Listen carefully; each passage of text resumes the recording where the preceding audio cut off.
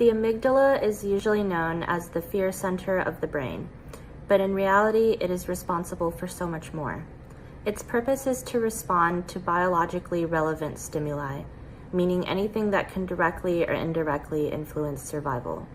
This includes pain, food, and social or physical threats. It has a wide range of functions that were created with the purpose of protecting us from harmful situations, environments, and people.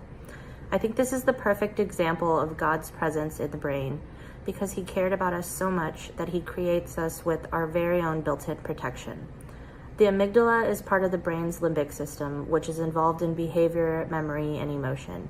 It connects to various brain regions such as the hippocampus, the prefrontal cortex, basal ganglia, hypothalamus, and thalamus. The amygdala receives input from the sensory cortices and the thalamus, which tells us what is going on in our environment. It then processes that information and communicates it to the various regions involved in behavioral, emotional, and physiological responses.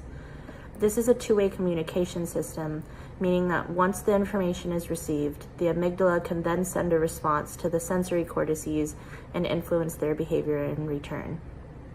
The amygdala is usually under inhibitory control by the prefrontal cortex, which filters through the responses that the amygdala is suggesting.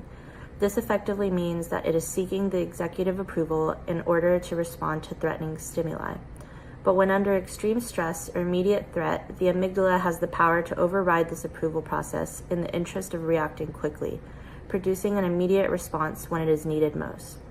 This is a great example of God saving us from that which would harm us and protecting us from ourselves by giving us a way to override our own thoughts in order to protect us. We are taught to put our trust in God and let go of our fears to trust in him, but he has even figured out a way to give fear a loving purpose. Psalm 121, lines 5 through 8. The Lord watches over you. The Lord is your shade at your right hand. The sun will not harm you by day, nor the moon by night.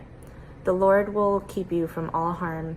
He will watch over your life, and the Lord will watch over your coming and going, both now and forevermore.